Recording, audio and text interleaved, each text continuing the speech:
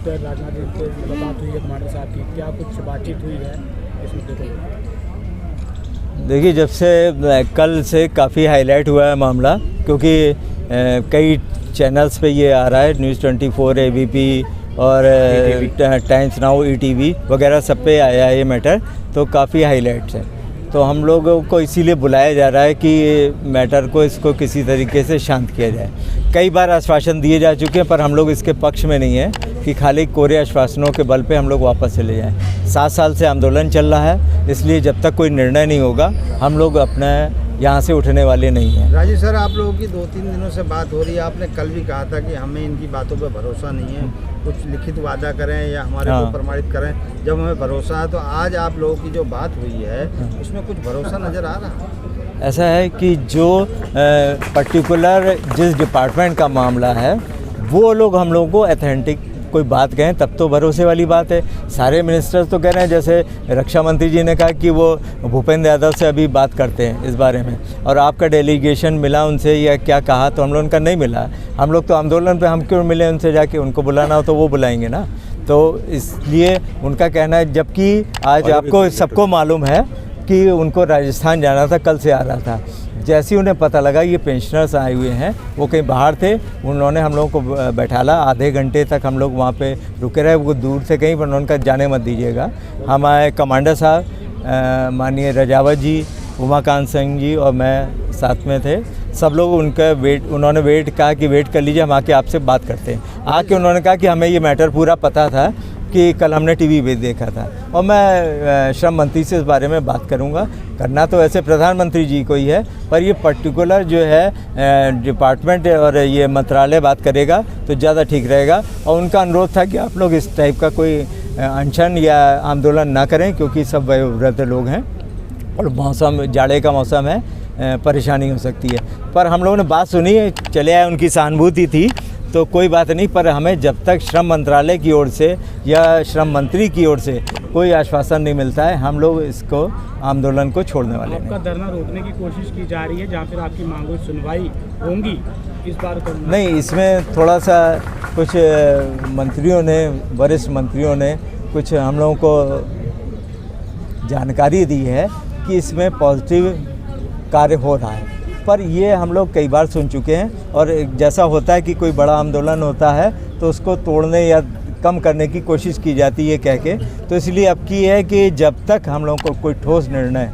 नहीं होता हम लोग उठ के जाने वाले नहीं। लास्ट दिन है आज आपके धरने का, तो आज तो ये सारे लोग चल जाएंगे, घर चले जाएंगे, उसके बाद क्या? नहीं, लास्ट दिन नहीं है, लास्ट नहीं, अभी तो शुरुआत है, अभी तो ये अंगड़ाई है, आगे बहुत लड़ाई है। सर, इससे पहले आप लोग कहाँ चले गए थे? इससे पहले नहीं आज का तीसरा दिन हो गया है, आगे इस धरने का क्या रूपरेखा है? आप सुना हो कि 24 तारीख तक आप लोगों ने, ऐसा जब हम लोगों की प्लानिंग हुई थी वरिष्ठ नेताओं की, तो उसमें ये हुआ था कि 7 तारीख को आंदोलन होएगा, रैली होएगी, और उसके बाद 8 तारीख को महिलाएं जो हैं, देश भर की महिलाएं अनशन पे बैठेंगी, और 9 तारीख से स्टेट वाइज ये क्रमिक अनशन जारी रहेगा।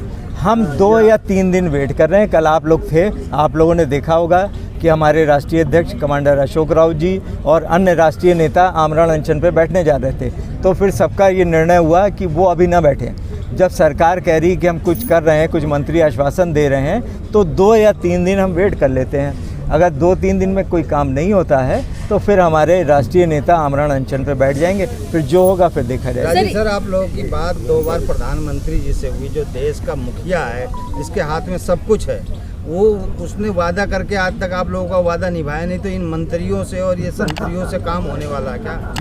वो जब उन्होंने वायदा किया था तो हम लोगों ने सभ्य नागरिकों की तरह ये समझा था कि ये पूरा हो जाएगा, और प्रधानमंत्री जी का ये कहना है कि ये मोदी की गारंटी होती है। अब हमें ये समझना है कि क्या 2 टाइप की गारंटी होती हैं, एक हम लोगों को दी जाए जो ना पूरी करनी हो, और एक ये है कि जो पूरी की जाए। तो हमें भी अब ये देखना है, हम लोगों ने संदेशा उनको करवाया है कि आप अपनी गारंटी पूरी करें, देखते हैं कि वो क्या करते हैं। सर, इससे पहले कहाँ थे आप लोग?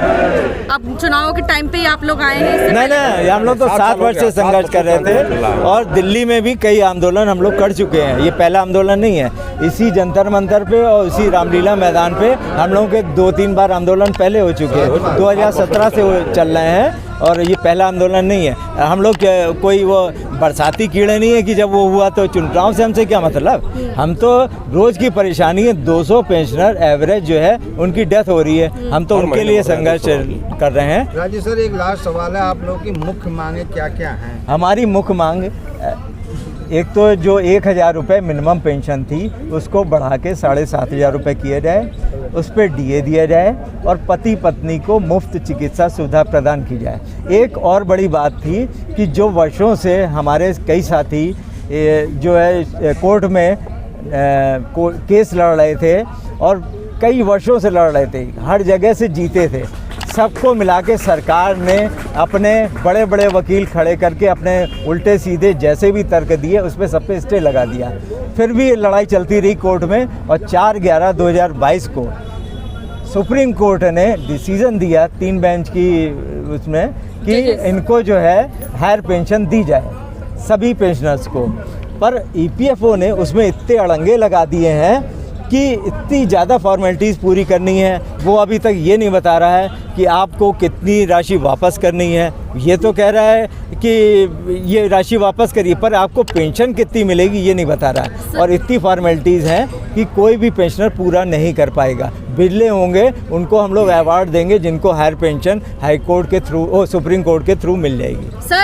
सर आप सरकार आपको पेंशन जो है वो क्यों देगी? उनके पास इतना रेवेन्यू नहीं आ रहा है, कहाँ से देगी आपको?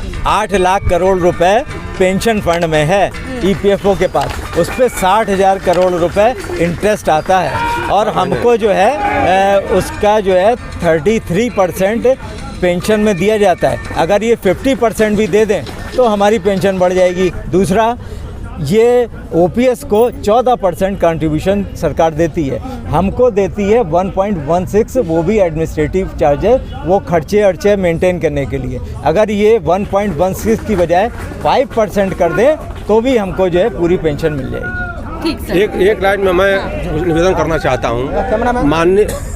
माननीय प्रधानमंत्री जी कहते हैं कि सबका साथ, सबका विकास और सबका विश्वास।